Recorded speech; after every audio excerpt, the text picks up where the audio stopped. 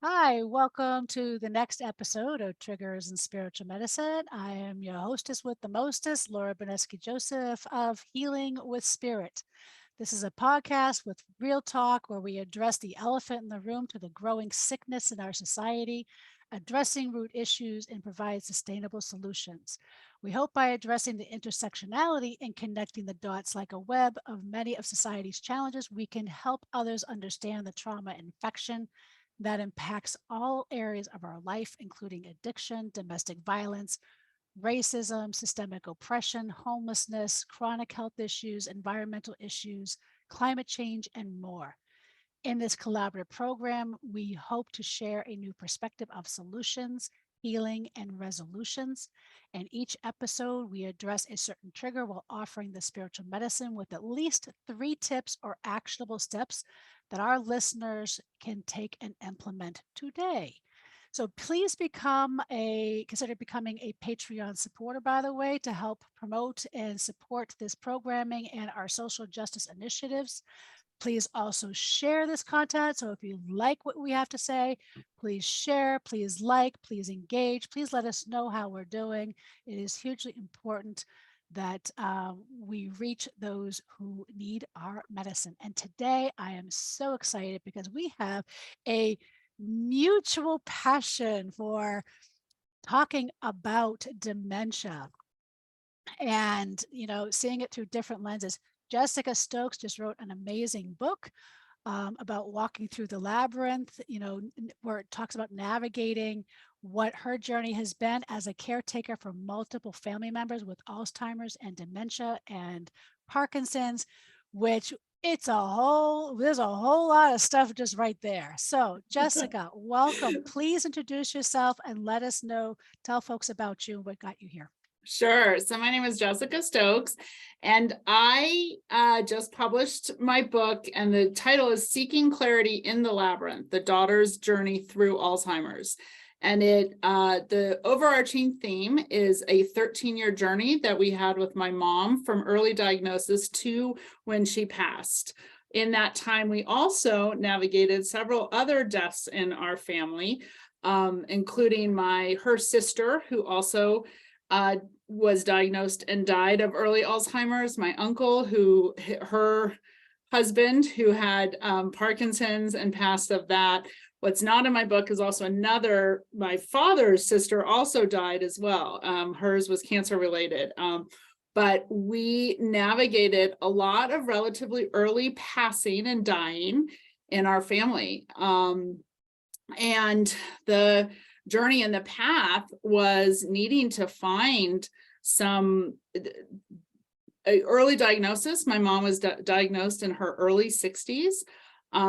There was her own resistance to inability or unwillingness to share with the rest of us as she was going through her journey. She was a relatively private person, always seeking to find solutions. She was diagnosed and navigated a MSG sensitivity in around that time. Now, as we look back, hindsight's always so clearer, that she really probably this was her way of navigating and starting to really clear and identify some of the fogginess that she was feeling.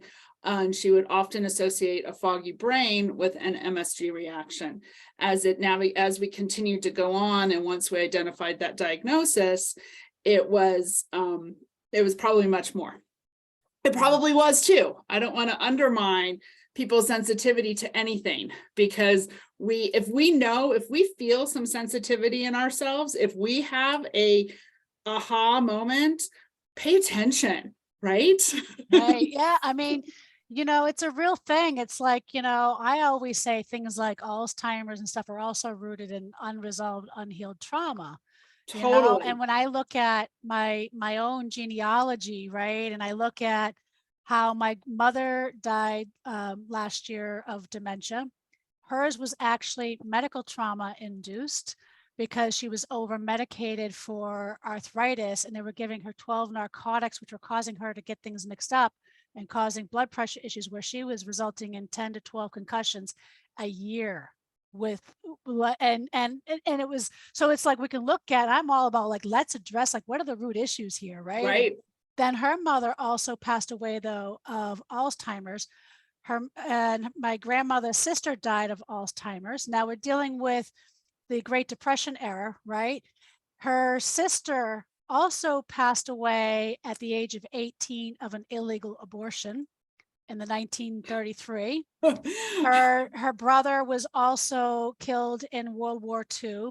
Their father was enormously abusive. I've heard like really horrific stories, and then you wonder like, where does all this come from, right? And I go, Right. And then how are we like holding on to like generational trauma that is affecting us? It's right. probably no surprise or no joke that Alzheimer's there's so many people that are navigating different levels and either feeling like they may have some dementia or navigating a family member or a loved one or a close friend or whatever. And our society, as you're, biting off in big chunks, right. There's so much stuff that we have the opportunity to heal the underbelly of whatever's going on to help us figure out and not only address, but navigate how we're going to deal with it.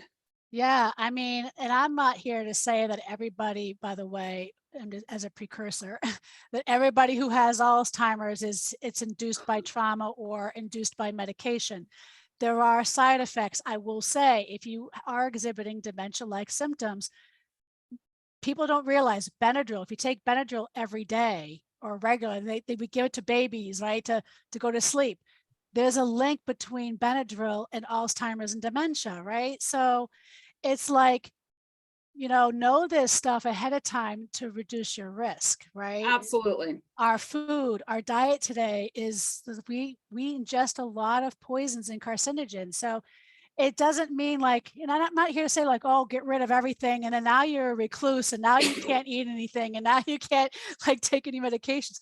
No, it's just know your body, right? And absolutely. And also know if you are a higher risk. Like we were talking before we came on, how I'm going and taking proactive measures because I have memory issues stemming from domestic violence and a car accident as well, that I'm taking preemptive measures to get screened for dementia, and I'm only 51 years old. And my answer was right on. We should all go get screened. Right. But I've had to, you have no idea, like I've gone through 4 or 5 years of like pushing my doctors to the point where, and it could have been grief in dealing with too much by myself during the pandemic, where there was at least 2 or 3 times where I left the stove on and it was a gas stove with a pan on it. And when you burn it to the point for hours where there's nothing in it, right, that's a problem. So, could it have been grief? Yes. And overwhelm, just could it be like a sign? Yes. Which is why I'm taking, and for those who are listening to me, this is the first public time, by the way, I'm actually admitting that I'm doing this. So there you go. Here's your first official announcement. But I'm all for like, why bury it under the carpet if we can do something about it now, right? And you may not be able to stop the progression of the disease, but you can at least improve the quality and how you're living much more effectively. Yeah. And one of the things that Laura and I were, before, again, we had this great conversation before we started recording, but it's of course just continuing. Right. But that idea of demystifying it, I think there's so many things in our society, not just Alzheimer's or dementia or caregiving or grieving or dying. There's so many things that we don't like to talk about or don't want to talk about, and as we put it under the rug or hide it, it just gives it a different kind of power. And energetically, we really want to find ways to heal, right? To heal ourselves, heal one another, heal the people around us, heal our person going through dementia. Alzheimer's is a tragic, terrible thing to have to watch your person go through. It's devastating and it's difficult. It very is. I mean, I watched my mother, and hers was a different type of dementia because they had her on 12 narcotics for arthritis, and then she was mixing up her medications, and then, hey, 6 to 10 collapsing episodes at home, and the doctors didn't think that was a problem.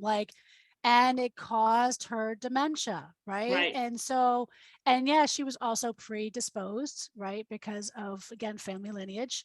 Right. But, I just know what I went through. But here's also, I wanted to say, here's this horrific disease. But knowing the trauma that I, with my own family, I always said, because I also helped transition my own mother. I don't know if you were aware of that. But the dementia gave us a gift. Mm-hmm. And here is the gift. And this is sometimes hard for people to see or understand. But when you grow up in a family with domestic violence, and I had a very emotionally abusive mother, and I had a very physically abusive father. So that's a double whammy, punch 1, 2, right? Yes. So and I used to say, because, being my mother's power of attorney for many years, and I would be like, she's going to die a miserable old woman, and I don't give a fucking rat's ass, right? Because you just get to a point where you just cannot be their punching bag anymore. But the dementia gave me a gift. It was when Feisty came out last year. And I went up and I gave it to her because I talked about some of her story in there as well. And watching her go through it and saying, oh my God, I didn't know you went through this. I wish you told me. Mm-hmm. She had no recollection of the last 20 years of the abuse that I went and I endured. And so what the dementia gave us is it gave us actually a pathway back to a mother-daughter relationship that was lost because of generations of domestic violence and abuse in the family. Wow. And that's powerful. and we were able to, I helped her pass. I did the transition. I did the spiritual care. I did, I was in, we call it ceremony, for 4.5 hours until she passed. And she even thought she was pretty comical because she left, I'll have to show you afterwards, but she left us a special gift that I showed the nurses of the gift that she left behind. And they were just blown away at how, because with spirit, they start to leave the body before the body. Yep. And it's fascinating. It's fascinating because dementia, or any kind of form of dementia, it's the only illness I've seen that really happen. It happens sometimes with people with cancer, depending on the medications they're on. But when their body comes and goes, there's a magic that also can happen. So my mom's passing was a gift. And the journey, and it was a gift. Her actual passing, like you say, there's definitely a going in and out.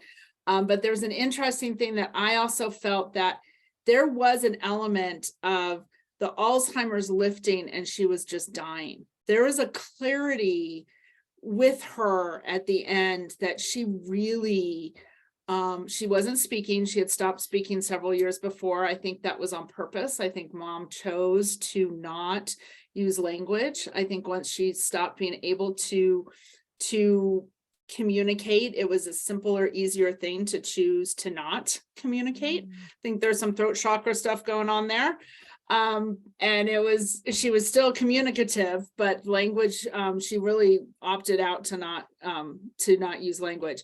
But at that end, there was this, she was responsive. We were talking to her and she would even kind of laugh, and she was reaching, and she was connected to this world and the next. And there was this very much so going in and out of transition. And she was, it was so beautiful. It was such a beautiful transition. There was, she was very present in it, and she really allowed herself to, on some level, the spiritual body allowed herself, because mentally she was pretty not there, but her spiritual body or soul, whatever, took over, and she really had this lovely connection both with myself and my dad as she she navigated that end. So I absolutely identify with the gifts that can be hidden in. And it's sometimes hard. I get it. It's hard sometimes to families because you're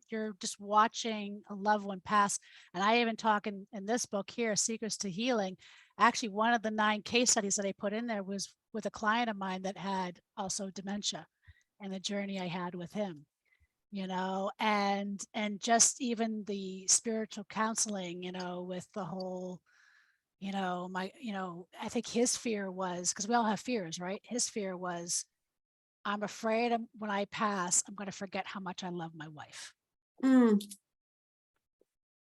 And he was already getting visits from his son at the time.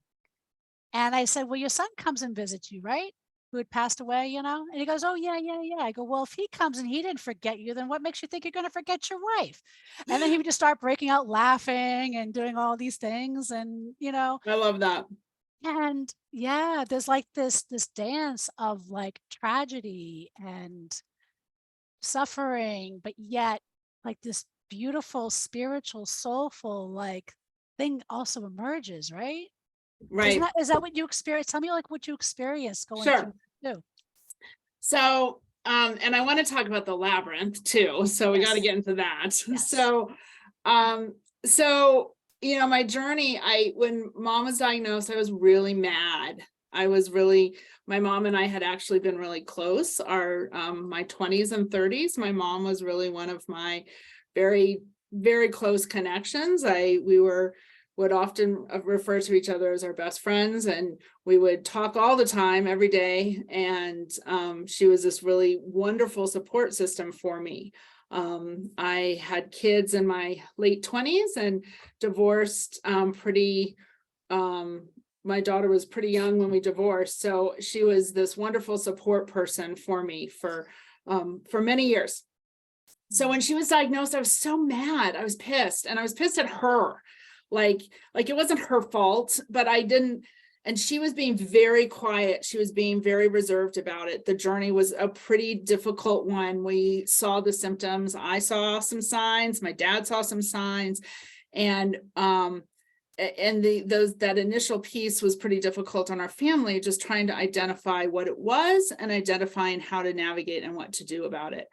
And I was okay, close to my dad, but not super close. So it was it felt very lonely to me. As I started losing my mom, our conversations became more weird. She'd forget things, or she wouldn't be interested in talking to me, or she couldn't understand. And it was this kind of in-between stage that she knew something was going on, but she couldn't quite identify it. As it progressed and things started to become more, the initial piece was very much the initial ask. My dad really started needing some support and help with their house. My mom had been the one that really was the household person of all things besides managing the house. They kind of had a traditional, mom did the house stuff. My dad was out working. But she was also more than just the house stuff. She was also the one that she would be changing the light bulbs and fixing the plumbing if something got stuck in the pipes under the sink, she would take the plumbing apart. My brother and I often say my mom was the one that taught us any kind of household skills of all sorts, not my dad. So when she started getting more forgetful, things started really getting chaotic in their house. So my first help with them was helping fix the house, like getting rid of some of the clutter. And she started to kind of hoard things. And is that so? Because I'm wondering, like, because I noticed that even with my mom, like the hoarding, like, because it's pretty common. Is it more common than, or like, is it just my mother? Well, I think there's actually probably a generational thing there. People that had that depression in them, like depression style, like my grandparents were depression era. My mom like saved things, but it got really weird. And yes, and part of that is just the overwhelm, right? You can't quite control things, or you start a project and you get distracted because you get overwhelmed or you forget or whatever. It's a pretty common. And then there becomes this kind of like hoarding and holding on that also goes with you're starting to forget things. So you lose something and you don't know where you lost it. My mom was convinced there was mice running around the house taking her jewelry. And then they returned her jewelry because they're really smart mice or they liked her. So, and she started kind of like a little bit of, which is common, of a little bit of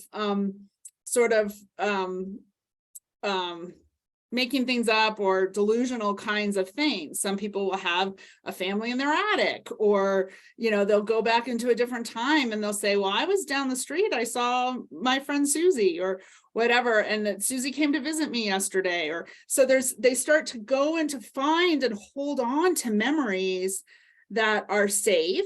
That's a common thing with Alzheimer's, that people often will go back to long-term memories rather than the short-term. So sometimes that short-term stuff is the very first to start going. That was a pretty common thing with my mom, and some of the early stuff, she would be having a conversation with me and then she'd ask me the exact same thing that we just talked about. Like she was just not listening, which she was. Like I heard her listen, but then she wouldn't remember any of it, which was some of the first stuff that we really saw.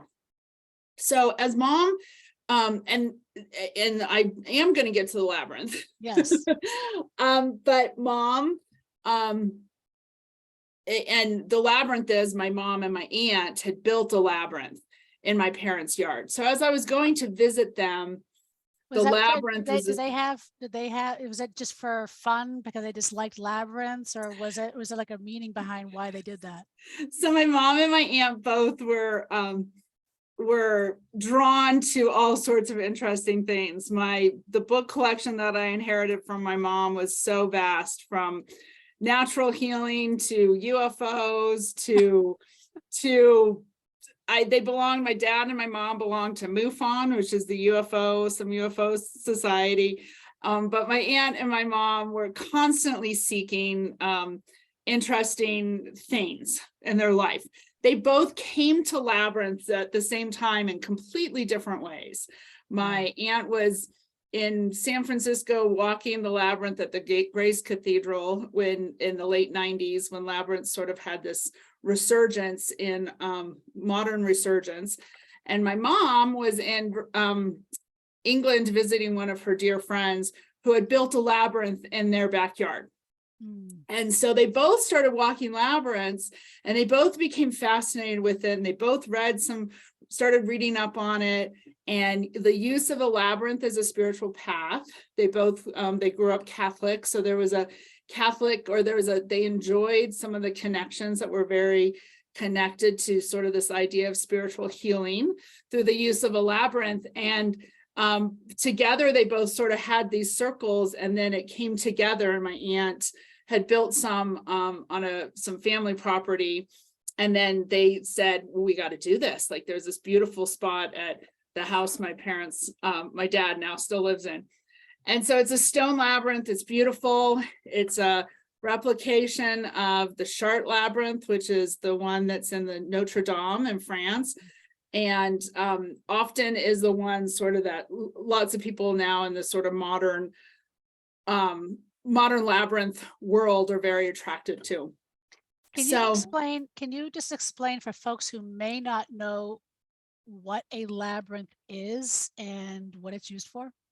Yes. So a labyrinth is not a maze. So that's probably the biggest delineation. So it's often either made out of with some kind of material, stones, or painted on, or made carved into church floors is a common one. That historically labyrinths have gone back well before it was ever put in a church. There's drawings of labyrinths in cave paintings, and there's use of in different the Netherlands have different stone carvings, and then also ones that are physically made into the earth or painted or in mosaics. A common one is in Greece, the Minoan labyrinth that has the Minotaur. People sometimes know that story from in our lore, our Greek mythology class in high school, if anyone had that class.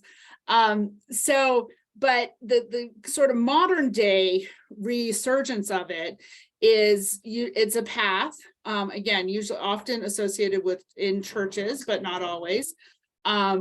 It can be in the middle of a field or really anywhere that there's a piece of land. Again, and the intent is there's a path that goes in and there's a center space, and then there's a path, and then you follow that same path out. There are labyrinths that you can go in one way and go out the other. There are some variations of that in different regards. But what happens when you walk it is you tend to have some kind of shift. So it doesn't have to be this magical spiritual shift. It certainly can be. You can go in. But it sounds very maze-like, Jessica. It is maze-like, and it often has some twists and turns. But once you start that path and you commit to it, it takes you all the way to the center and then all the way out. Now, so what do I do? Do I just like walk it? I'm just trying to get an idea for people who may not be familiar with labyrinths. Sure. You know? I mean, I know because I've walked and we have one down the street from my office. So, but I just like, I know when I first encountered, I'm like, wait, oh, so we just like walk it, go to the center, like, not realizing like there's a whole process to this. Sure. So there's a lot, and honestly, you can just walk it, right? So you can absolutely just walk it. You can, and there is really no right or wrong way to relate to a labyrinth. Interestingly, there's an app you can put on your phone and you can trace with your finger. There is finger labyrinths. I have one actually. Oh, my daughter just grabbed it, but for this one is a double labyrinth. So you can trace, this is where you put your finger and you trace with, let me see if I can, I don't know if this is helpful or not, but you can trace it. Oh, there you go. You get the idea. Yes. And for those who are actually not seeing this, you might want to see it on YouTube. Right. You want to see what she just did. But yeah, I mean, it's, I didn't realize the importance, and so how did like going from like caring from your family members, right? And then where does the labyrinth come into play with Alzheimer's? Sure. So first of all, it's just the most beautiful metaphor possible. Because some of the things that happen, so as Laura said, okay, if you've never been in a labyrinth, it is like walking a path. There is an entrance. So you start in the entrance. As you walk in, it takes you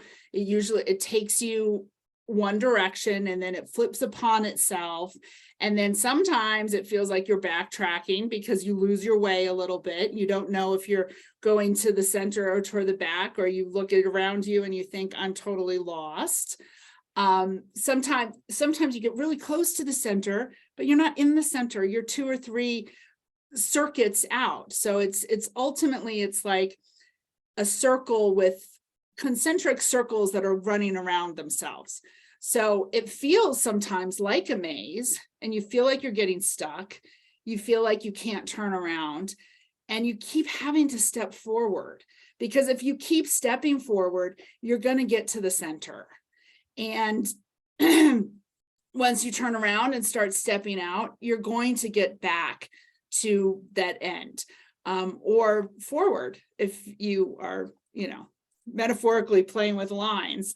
Right. So the Alzheimer's and the connection, one, there was a personal, I was walking the labyrinth often when I was navigating my parents. I was often walking it with them, with my mom and my dad. And there are times when you're walking a labyrinth with other people that you're behind them and you see the people you're walking with in front of you, and then it switches and you're in front and you're seeing them behind you. And then sometimes you pass each other, sometimes you're far away, sometimes you're close together, even though you all essentially started at the same time. And you get confused and you get turned around.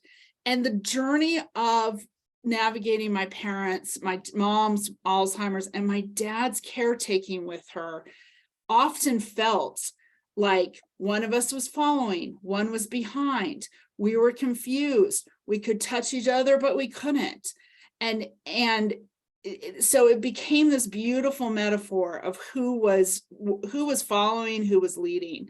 Right. A really significant shift happened with my parents when I had to start being the parent. I had to start making the hard decisions. My dad was taking care of her physically every single day. And I was the one that had to say, we have to find a facility. You can't do this anymore. It's hurting you. His health became a problem or a concern. Yeah, I mean, we get caregiver's guilt, right?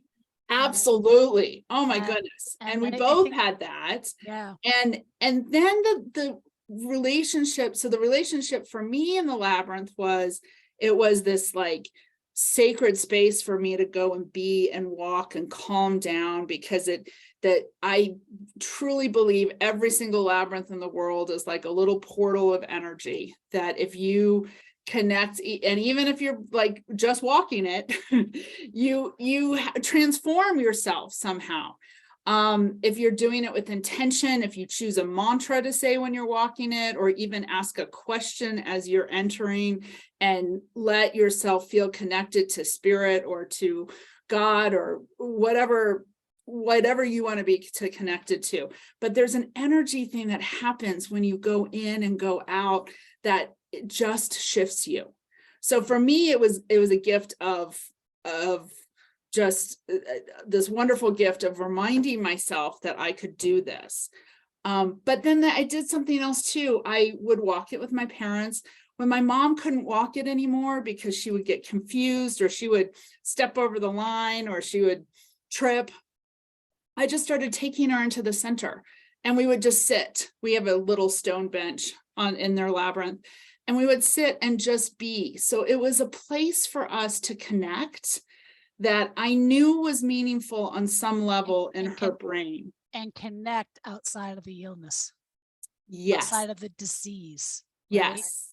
Yes. And it's taking it beyond that. And that became the gift of seeing and using the labyrinth as a way for me to shift from being mad at her to just matching her where she was. The thing about Alzheimer's is wherever your person is, it's gonna get worse, unfortunately. But if you can be present when you're with them at the time of they are, and find a way to connect. It could be as simple as holding their hand. It could be as simple as looking at a picture or playing. My mom loved to tear things up. So I used to get paper and just tear them up and rip them up with her. She would unravel the placemats at their place settings, but that was calming for her. So letting myself just be present with her and just do what she could do. It wasn't pushing her. It wasn't forcing her. It wasn't saying, do you remember when? It was, except when she had little moments of clarity, because as soon as I got a clarity moment, I would be like, Mom, you did so many things. You taught me so many wonderful things. And then it would go away. And I knew it was going away. So it wasn't for her. It was for me. So I knew I was telling her what I didn't want to regret not telling her that how important she was to me. So if I had a moment of clarity, I would tell her everything. And I would it was like vomiting all the wonderful things that I needed her to know. But when she wasn't, and when she was flustered or out of it, it could just be rubbing her back. She wonderfully loved to be touched till the very, very end. She taught me a form of, it was called Therapeutic Touch. It was the early healing touch for those that do any kind of healing modalities. And she had studied, or she had learned it. She was a nurse by training, and she got very involved with it in the 70s. And she taught me as a child. So this was a love language that my mom and I had, was this healing connection and working. And so I would always just do some therapeutic touch on her and hold her feet or hold her hands or do some energy work. And if I could just add to that, because of what you're just saying, I mean, that's such a gift. And I don't even know if you realize how much of a gift that is. Because when I work with people that have got end of life issues, including dementia, I think and I just helped somebody transition who was dying from dementia 2 weeks ago. And, you know, we look at all these things, but we forget that the spiritual body has its own body. And that's the body that's the most present. And at the same time, when we invoke or we use like therapeutic touch or Reiki or any kind of energy healing, it could be even acupressure, acupuncture, all these things, right?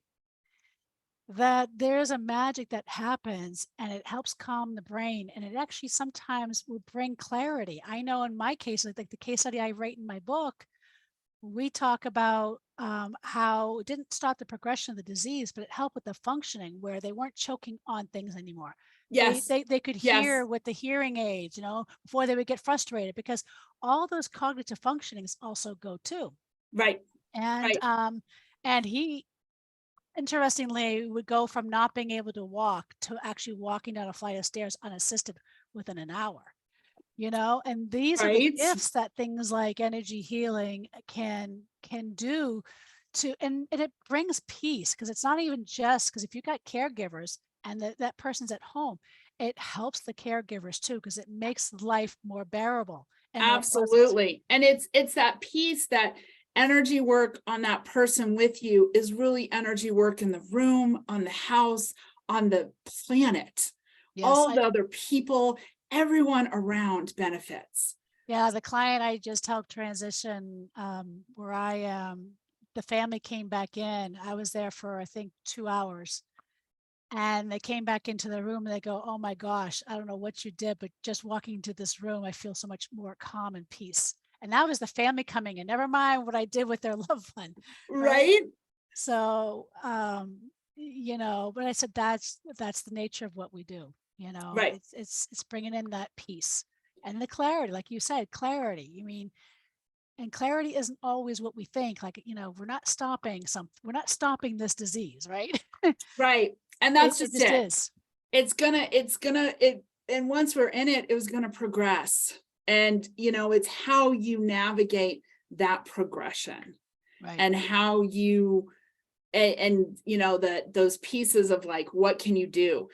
Be present with the stage you're at. If the mice and I will say I made mistakes with those mice, I would be like, no, mom, you lost your jewelry. You'll find it again.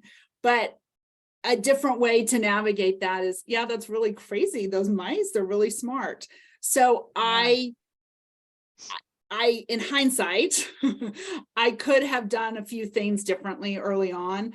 Once I kind of got it, I was like, oh, right, just be here, be present. I had some key people in the Alzheimer's Association and some different people that were giving me some advice of like, don't just be okay with the stage you have now because it's going to shift. So find ways to connect. I And always say that to my clients too. Like I will say, sometimes the family will come in and they'll be like, and they'll be like screaming and talking down to them. And I'd be like, it's okay. Just be present. Like, yeah. So that is like, and secondarily of those like things to do is find something that works for you, right? So if it's like, I use the metaphor and the walking the labyrinth, there's plenty of labyrinths out there. And there's a labyrinth locator that you can put in addresses and you can find labyrinths. That's crazy. That one's easy. It's www.labyrinthlocator.com. And you literally can put in anywhere you are, state, what country you're in, and you can find a labyrinth. So that's cool. That's cool. But it's not just that. It's finding something. If buying yourself a bouquet of flowers every single time that you start to feel, if the smell of flowers or the visual of flowers lift you up and give you peace and groundedness, go buy yourself some flowers. If it's, stopping and spending some time watching the sunset, or, find something that gives you back grace and love. So love yourself, or especially as a caregiver, but find something, listen to, music is a wonderful one. Meditation, prayer, lighting a candle, find something that gifts to you. And that is we're not saying, by the way, right? We're not saying there's some caregivers I can just see right now going, but you have no idea. We're not saying that this is easy, and that sometimes whether or not you even have the time and space to be able to do some of the things we're saying, caregiver burnout, caregiver guilt, caregiver PTSD are real things too. Absolutely. Not to diminish that. I just want to make sure. No, I agree. And that's why and again, taking the time to go take a half an hour to go walk a labyrinth is not going to work for everyone, especially when you're a full-time caregiver. Yeah. But putting on a song that makes you feel calm while you're doing the dishes, that can help. Super simple, right? That can help. And it might not feel like it helps all the time, but if you have a song that you love, and it could be, whatever, Pachelbel Canon, or whatever, it doesn't matter. But if you can find something to do when you're doing when you're folding the laundry, and you listen to that song, that can then start helping you find some places of being grounded. But you're right, character, and it's hard. It is difficult, and it's hard, and it's easy to not be able to see it. The dark tunnel feels really dark when you're navigating it. It's Absolutely. I just wanted to acknowledge that for those who might feel like they're drowning in being a caregiver, and it's not always easy, and not everybody can take the time, which I think we started going into some of the things I was going to go into next, which is, what are 3 actionable steps you would recommend folks to take in this journey? Sure. So be present with your people. It's so easy to think about what it was before and what it might be, but stay in the present moment and be with them. See your person for who they are. Then they're still them. They might not remember, but they're still that person. They are still there.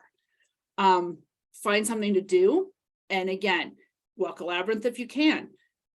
Go outside when you're going to get the mail and notice the budding flowers on a tree, or the sun setting, or the snow icicles in the tree.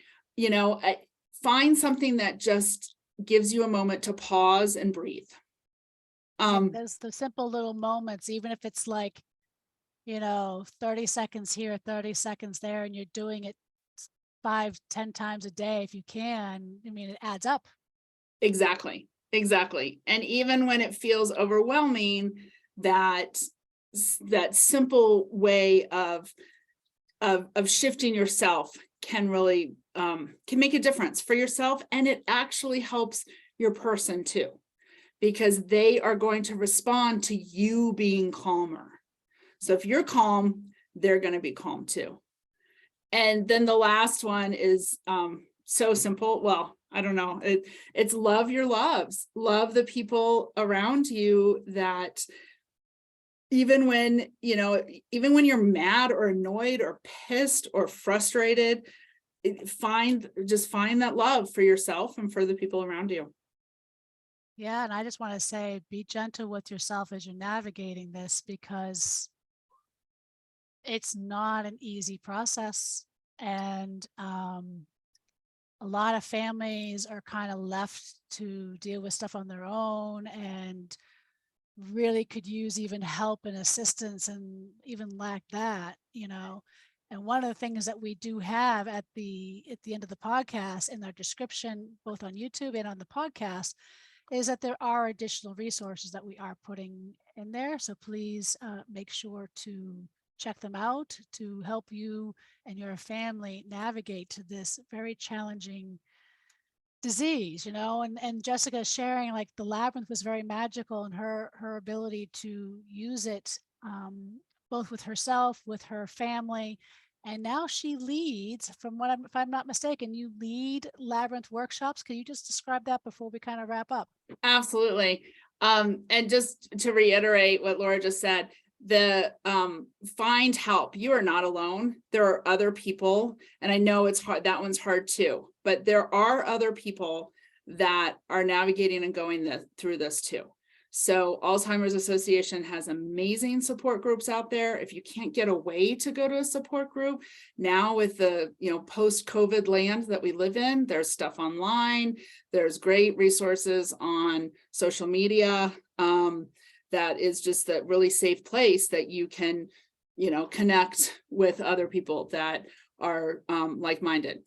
So my workshops, I have online and also in-person workshops that navigate and use the labyrinth as a tool for finding that space. So it's some labyrinth, more in detail information about labyrinths, but then using and navigating grief, or both for yourself and for your person that may have whatever dementia, or again, Alzheimer's or dementia, Parkinson's, which often is side by side with Alzheimer's, but using the labyrinth as a tool to navigate ourselves through the grief process and utilizing it as a physical tool for both ourselves and the people we're working with. That's fabulous. Absolutely fabulous. Well, thank you so much, Jessica, for being here. And thank you all for tuning in. Make sure, again, to subscribe, like, share, do all those wonderful things, engage, leave your feedback. And also join the Patreon, help support these and our other social justice initiatives. And until next time, we're signing off for Triggers and Spiritual Medicine. Have a good day, everybody.